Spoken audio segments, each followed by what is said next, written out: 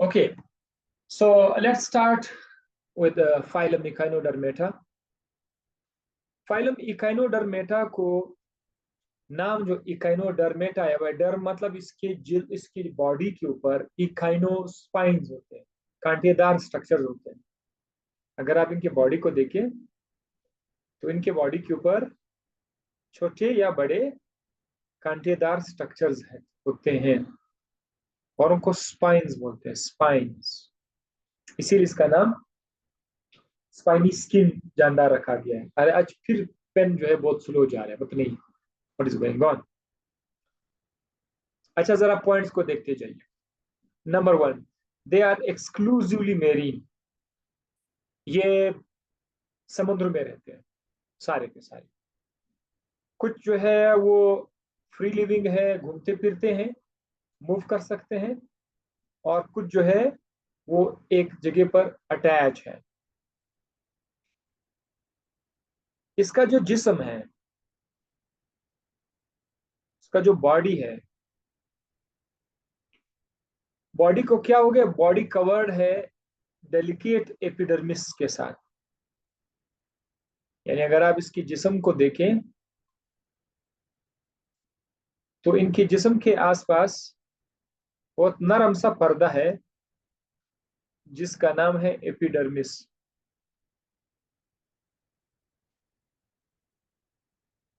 बहुत स्लो है। Anyhow, next है बॉडी लेयर्स। अच्छा, ये बॉडी लेयर्स अब आपको पता होगा, ठीक है। जो जो फाइलम्स हैं, बॉडी लेयर 3 लेयर्स है, 3 लेयर्स को ट्रिप्लोप्लास्टिक बोलते हैं, ठीक है। सिमेट्री इसके अंदर कौन सी सिमेट्री है? जाहिर है आप लोग बायलेटरल बोलोगे।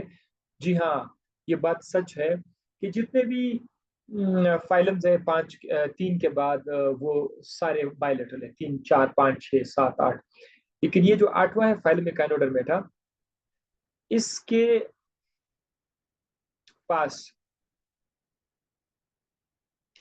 बायलेटरल सिमेट्री है, लेकिन ये स्टार्ट में। लेकिन जैसे ही ये एडल्ट बन जाते हैं तो फिर उनको रेडियल सिमेट्री मिल जाती है। ये ऑलरेडी हम लोग पढ़ चुके हैं, ठीक है।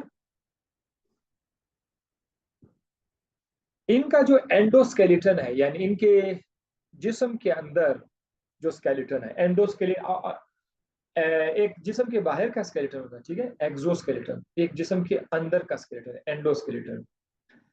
एंडोस्केलेटन के अंदर स्पाइंस है, उधर भी है, बाहर निकले हुए हैं, अंदर है लेकिन बाहर तो निकले हुए हैं। उनके अंदर कैल्शियम मौजूद है, ये आप लोगों ने नोट करना है। कैल्शियम के साथ साथ नाइट्रोजन इनके जिस्म में आपको मिलेगा, और इसीलिए तो इन इकाइनोडर्म्स को एग्रीकल्चर में भी यूज किया जाता है एज अ फर्टिलाइजर, क्योंकि ये कैल्शियम और नाइट्रोजन रखते हैं, तो इसको लोग एज अ फर्टिलाइजर भी इस्तेमाल करते हैं। इनका जिस्म बड़ा अजीब गरीब सा है। केक आर्चिन में उसका शक्ल बिल्कुल केक की तरह है। स्टार फिश, इसका शक्ल स्टार की तरह है,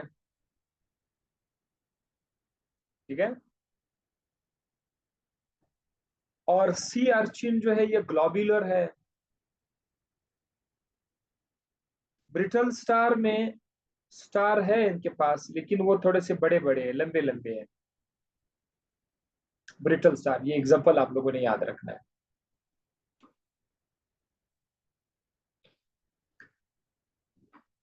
सी ककम्बर, ये एक और एग्जांपल है।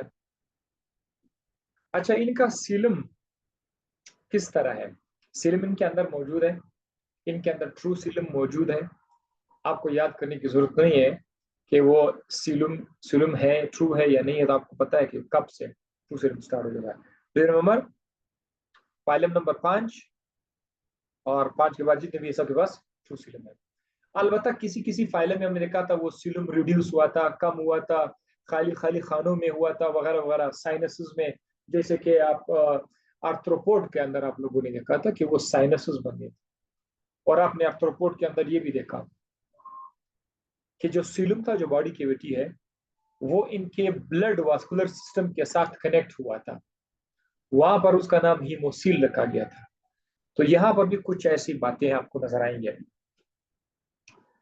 तो सीलम कंसिस्ट ऑफ कैनाल्स, इनके सीलम के अंदर स्पेसेस हैं और कैनाल्स हैं। स्पेस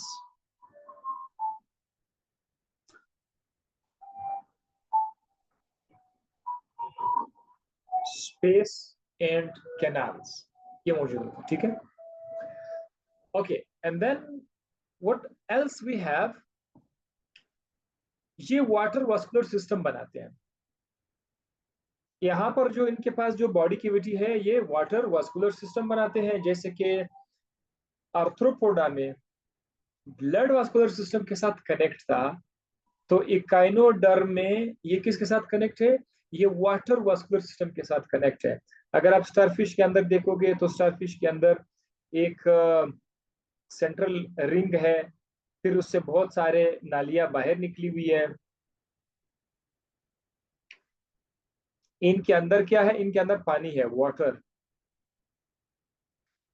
तो इकाइनोडर्म में वाटर वास्कुलर सिस्टम बड़ा मशहूर है, ठीक है, वाटर वास्कुलर सिस्टम, इसके अंदर पानी होता है। अच्छा, ये चलने के लिए क्या यूज करते हैं? लोकोमोशन। आज पेन जो मैं लिखता हूँ वो बहुत स्लो है, तो लिहाजा आप लोग थोड़ा गुजारा कर लेंगे। ये जिस चीज से हरकत करते हैं वो क्या है? वो है ट्यूब फीट।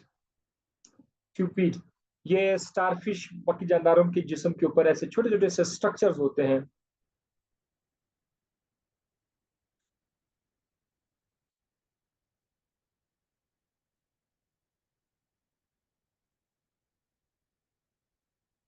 ये इनकी मदद से मूव करते हैं, ट्यूब फीट।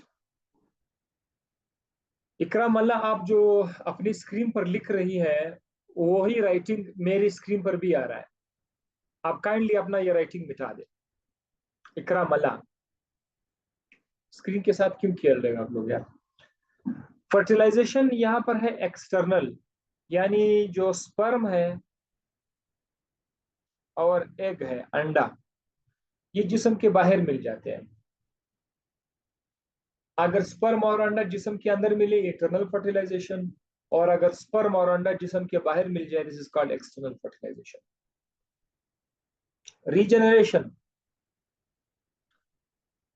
इन जानदारों में ये अजीब सी खासियत है कि अगर इनका जिस्म का कुछ हिस्सा काट दिया जाए तो वो कटा हुआ हिस्सा दोबारा आ सकता है।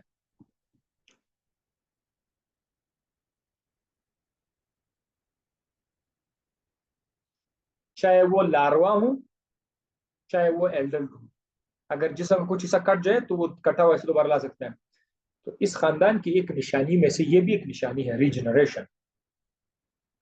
अब जैसे मैंने आपको कहा था कि जो जो फाइलम हम पढ़ेंगे उसके अंदर ये सिस्टम देखते हैं। डाइजेस्टिव सिस्टम कैसा है? सांस लेना, खुराक, सांस, ट्रांसपोर्ट, ये कैसे है? और नर्वस सिस्टम। तो इनका डाइजेस्टिव सिस्टम कंप्लीट है, माउथ है, एनस है, ठीक है। रेस्पिरेशन, ये सांस लेते हैं डर्मल ब्रोंकिया से, यानी इनके जिस्म के ऊपर ब्रेकिया है, ब्रोंकिया ना ब्रेकिया है। और साथ ही साथ मुझे अभी अभी एक नए बुक में यहाँ पर एक नया चीज मिला, ये ट्यूब फीट के थ्रू भी जो है ये रेस्पिरेशन करते हैं। इसे हम लोग फर्दर भी कंफर्म भी कर लेंगे कि और किस किस की बुक में ये मेंशन है कि ट्यूब फीट। बहरहाल मुझे इस बुक में मिला, ठीक है, कि ट्यूब फीट वैसे तो चलने वाला स्ट्रक्चर है, लेकिन ये ट्यूब फीट को रेस्पिरेशन के तौर पर भी यूज करते हैं। ये मुझे इस बुक में मिला। मैं इसकी फर्दर कंफर्मेशन भी करूंगा कि वाकई में ये है या कोई ये नई बात है, क्या चीज है। बहरहाल आपको परेशान होने की जरूरत नहीं हुई, बुक में है, जब बुक में है, टेक्स्ट बुक में है, एंड देन हमें याद करना पड़ेगा। लेकिन मैं आपको साथ अलर्ट भी कर रहा हूँ कि इस चीज के बारे में हमें थोड़ी सी और कंफर्मेशन भी करनी है कि क्या हुआ, कि ये बुक में किसी ने लिखा तो नहीं गलती से। क्योंकि अभी आज तक जो हमने सुना वो ये था कि ट्यूब फीट चलने के लिए इस्तेमाल करते, लेकिन अभी आज बुक मैंने ये देखा, सुबह बात ट्रांसपोर्ट। ब्लड वास्कुलर सिस्टम इसके अंदर मौजूद है, लेकिन वो क्या हुआ है? बहुत ज्यादा रिड्यूस्ड हुआ है, कम हुआ है। सबसे बड़ा सिस्टम इसके अंदर क्या है? Water vascular system. Water vascular system इसमें बहुत ज्यादा है।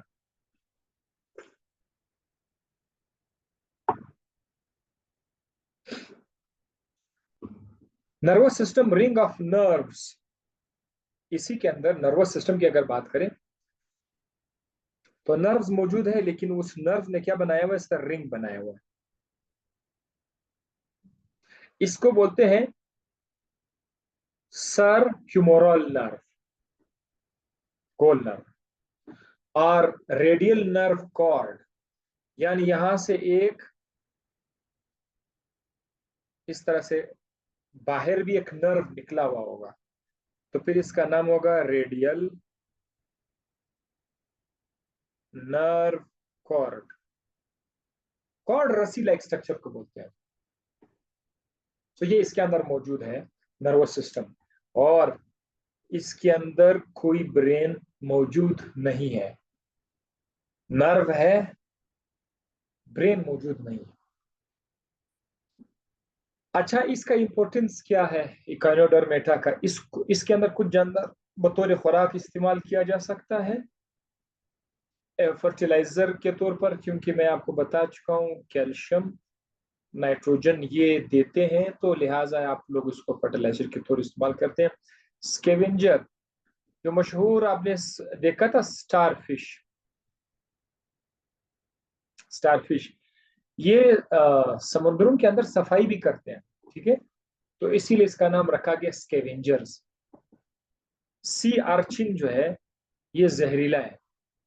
आप लोगों ने इन जानदारों का नाम आप लोगों ने याद रखना है, क्योंकि अगर कल कोई सवाल आ जाए कि स्टार फिश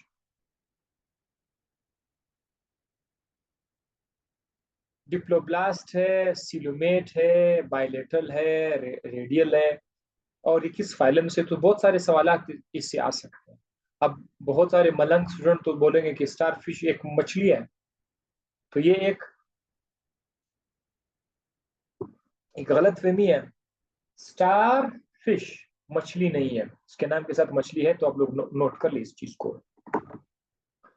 बहुत सारे ऐसे जानदार हैं जिनके नाम के साथ किसी और खानदान का नाम लिखा होता है, तो लगता है कि ये वो है, लेकिन असल में वो नहीं। जिसका star fish is not a fish, it is an echinoderm.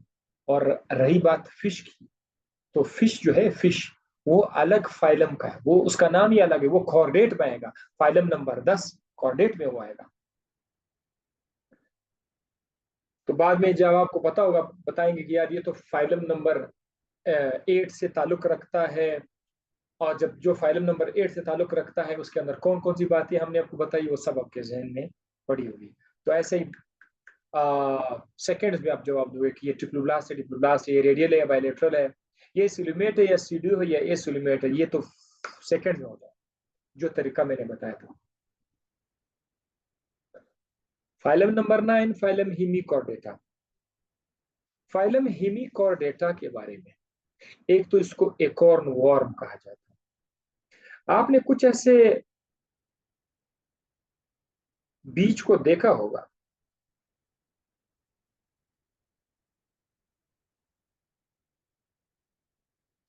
Acorn एक तरह के बीज होते हैं, ठीक है, ये दरख्तों से गिर जाते हैं, फिर उसको गूफर जैसे जानदार जो पकड़ के खा देते हैं और उसके साथ खेल रहे होते हैं, ठीक है।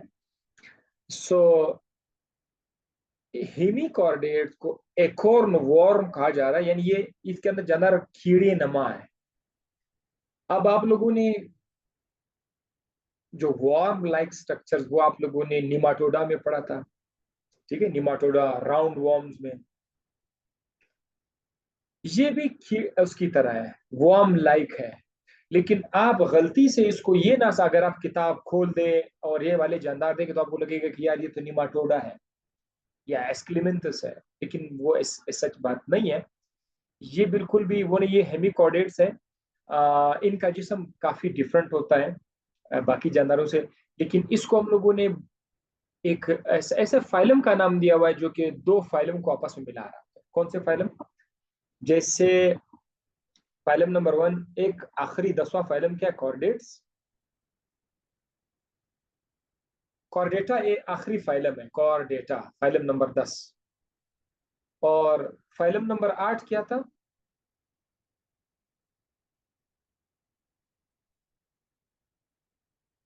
इकाइनोडर्म। ये 8 था ना? तो फाइलम नंबर 8 और फाइलम नंबर 10 के दरमियान जो नंबर आता है वो फाइलम नंबर 9 है, और वो है हिमिकॉर्डेटा। हिमिकॉर्डेट्स जो है, इस इसका लिंक मिलता जुलता है, हिमी कॉर्डेट से भी मिलता जुलता है, और इकाइनोडर्म के साथ भी ये अपनी अपनी खसूसियात शेयर करता है। तो ये बात आप लोग अपने साथ नोट कर लीजिएगा, क्योंकि ये आपके नोट्स में नहीं है। आज मैं आपको ये चीजें स्क्रीन पर बता रहा हूँ, आपके नोट्स में नहीं है ये बातें, तो काइंडली आप उसको इस तरह लिख लें। ये लिंक कर रहा है, फाइलम नंबर 10 और 8 को लिंक कर रहा है। अच्छा, अब मैं आपको बात बताता हूँ इकाइनोडर्म के साथ मिलता जुलता क्यों है, क्योंकि इसके अंदर रीढ़ की हड्डी आप कह सकते हैं वो नहीं है, ठीक है। लेकिन जो कॉर्डेट है, कॉर्डेट के साथ क्यों मिलता जुलता है? 3 बातें आप लोग याद रखिएगा। जो कॉर्डेट्स होते हैं उनके अंदर एक स्ट्रक्चर है नोटोकॉर्ड। नोटोकॉर्ड ये एक स्ट्रक्चर है, और इसके अलावा इसके साथ है number 2, Gill slits. Gill slits, और वो भी किसके साथ कनेक्ट है? फेरिंग्स के साथ। नंबर 3, होलो डोर्सल नर्व कॉर्ड।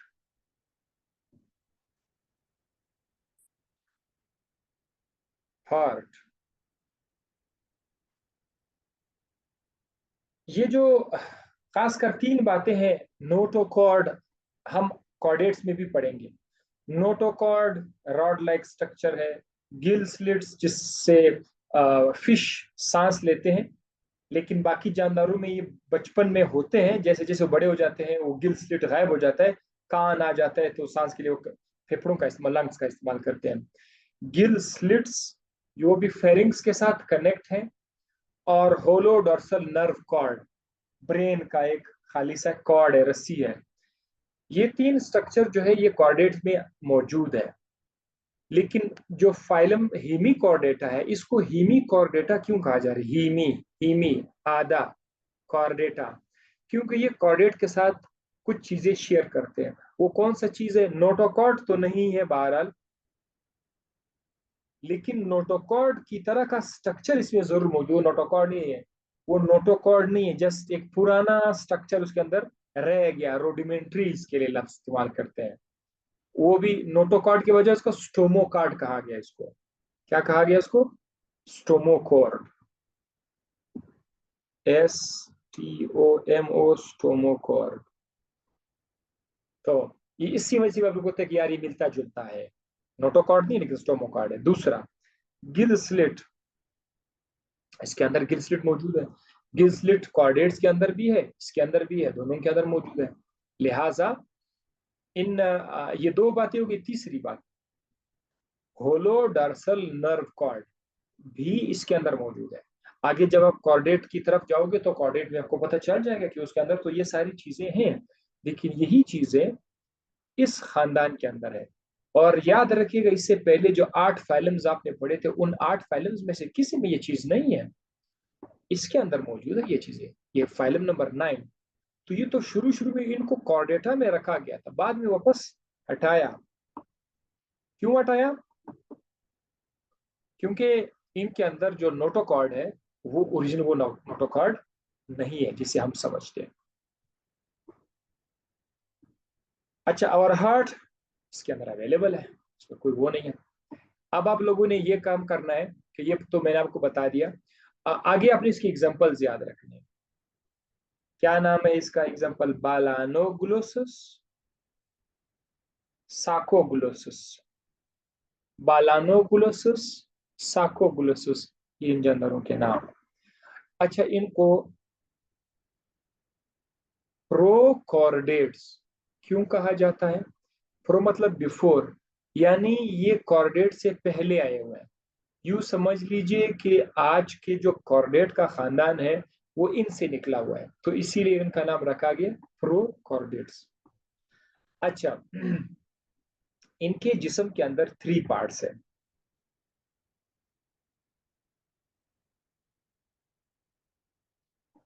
इनके जिस्म के अंदर 3 पार्ट्स हैं। Number 1, proboscis.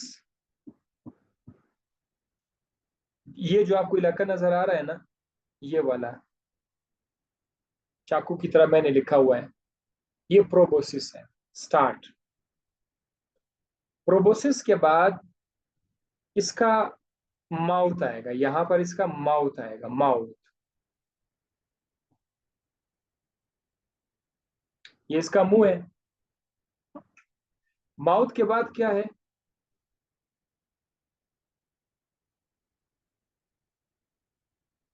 थोड़ा सा मोटा सा स्ट्रक्चर है माउथ के बाद।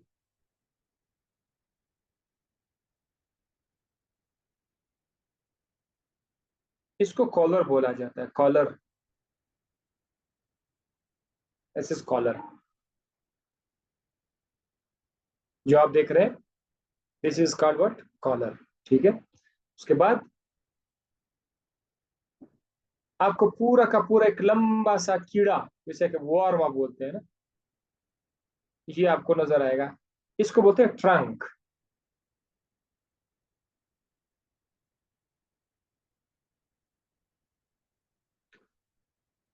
ये 3 पार्ट्स इसके जिसमें मौजूद है, प्रोबोसिस, कॉलर और ट्रंक। इसके अलावा इसके मुंह के साथ, बिल्कुल इसके मुंह के साथ आपको छोटे छोटे सुराख नजर आएंगे, गिल पोर्स। यहाँ पर, यहाँ पर आपको छोटे छोटे से सुराख नजर आएंगे, गिल पोर्स। जाहिर है यहाँ से ये सांस लेके, पानी में रहते हैं तो मछली की तरह यहाँ से सांस लेते। तो ये इसका जिस्म का डिस्क्रिप्शन हुआ। हाँ, यहाँ पर आप मुझे क्या जवाब दोगे?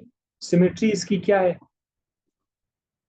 फाइलम नंबर 3, दूसरा जो था वो रेडियल था, तीसरा बायलेटरल था। सब के सब बायलेटरल आ रहे हैं, तो इधर इसको बायलेटरल ही लिखते हैं, बायलेटरल सिमेट्री है। बॉडी लेयर्स 3 है, यानी ट्रिप्लोब्लास्ट, ट्रिप्लोब्लास्ट। इसको हमें याद करने की जरूरत भी नहीं है। क्यों ट्रिप्लोब्लास्ट बोल रहा हूँ? फाइलम नंबर 2 डिप्लोब्लास्ट था, फाइलम नंबर 3 और सारे के सारे फाइलम सब ट्रिप्लोब्लास्ट है। तो हमें पता है बॉडी कैविटी, इसके अंदर ट्रू सीलम मौजूद है। ये बात यहां पर हम क्यों कर रहे हैं? ट्रू सीलम, फाइलम नंबर 3 पे सीलम का जिक्र स्टार्ट हुआ, बॉडी कैविटी का जिक्र स्टार्ट हुआ था। फाइलम नंबर 3 वो ए सुलिमेट था। फाइलम नंबर 4 सीरो सुलिमेट था। Phylum number 5 सीलुम। 5 के बाद सारे के सारे, 5 और 5 के बाद सब के सब सीलुम है, तो ये तो नवा फाइलम है, ये भी तो सीलुम ही है, ट्रू सीलम है इसके अंदर। फर्टिलाइजेशन इसके अंदर एक्सटर्नल है, स्पर्म और अंडा जिस्म के बाहर मिलता है। डेवलपमेंट, यानी जब ये बच्चे देते हैं तो बच्चे लार्वा के स्टेज गुजर देते हैं। फ्री स्विमिंग लार्वा, छोटा बच्चा होगा, स्विम कर रहा होगा, बाद में आस्ता आस्ता से एडल्ट की तरह हो जाएगा। लार्वा स्टेज इसके अंदर है। एक्सक्रीटरी सिस्टम, वो क्या है? वो ग्लोमेरुलस से करते हैं। जैसे हम मैमल्स की बॉडी में किडनी के अंदर ग्लोमेरुलस है, फिल्ट्रेशन करते हैं, वहां से यूरिन बन जाता है, तो इनके अंदर भी ग्लोमेरुलस है। अब ये ग्लोमेरुलस वाला लफ्ज आपको किसी फाइलम में नजर नहीं आया था, लेकिन ये इस फाइलम में आपको नजर आया, glomerulus. Then we have respiration. ये रेस्पिरेशन किस चीज के थ्रू करते हैं? By the help of gill slits. Gill slit के थ्रू ये रेस्पिरेशन करते हैं। ट्रांसपोर्ट में क्या है कि इनके पास डोर्सल हार्ट मौजूद है, हार्ट मौजूद है इनके पास। टू लॉन्गिट्यूडनल वेसल्स, इनसे दो वेसल्स निकले हुए हैं, एक दो, ये दो खून की रगें हैं, ठीक है, दो खून की रगें हैं लॉन्गिट्यूडनल वेसल्स, जिस्म के साथ साथ, जिस्म के बिल्कुल पैरेलल जा रहा है। और इनके बीच फिर क्या है,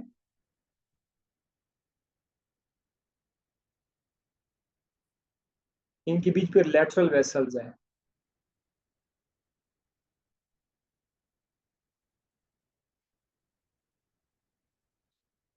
तो ये वाला जो है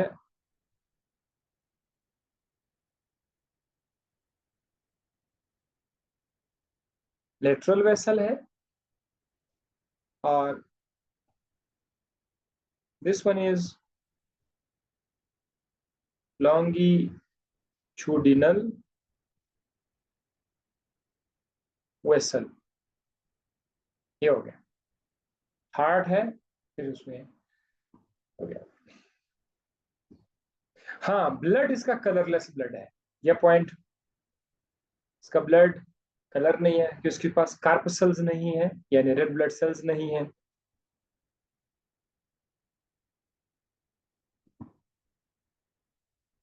no कार्पसेल्स,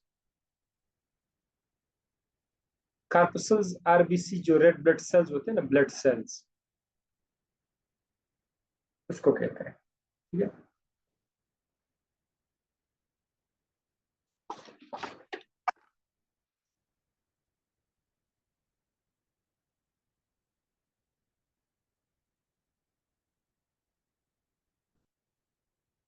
Now the last point is diffuse nervous system. Diffuse nervous system का मतलब ये है कि जिस्म के अंदर एक जगह पर, ये नहीं है कि एक जगह पर सेंट्रल सेंट्रल पार्ट है, यानी ब्रेन है, और ब्रेन से जो है फिर नर्व्स निकले हुए हैं। ब्रेन है, ब्रेन से फिर नर्व्स निकले हुए हैं। अगर इस तरह का निजाम हो तो उसको सेंट्रलाइज्ड नर्वस सिस्टम बोलते हैं।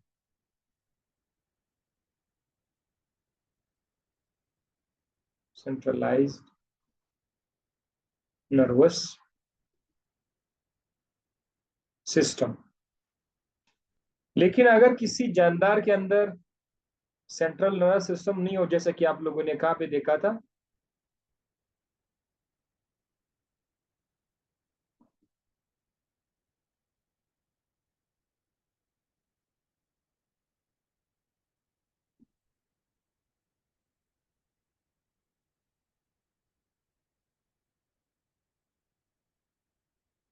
हाइड्रा के अंदर आपने देखा था।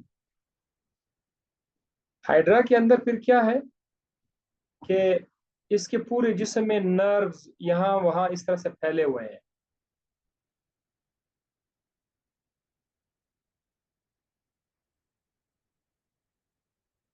नर्व्स हैं, कंट्रोल है, लेकिन सेंट्रलाइज नहीं है। इस तरह के निजाम को बोलते हैं डिफ्यूज्ड। जो टाइम खत्म होने वाला है, डिफ्यूज नर्वस सिस्टम हो गया जी। अब मैं आपको इंशाल्लाह यहाँ पर स्टॉप कर लूंगा। केमिस्ट्री के लिए लिंक में भेजूंगा इंशाल्लाह। आप लोग बस 6-7 मिनट वेट कर लेंगे।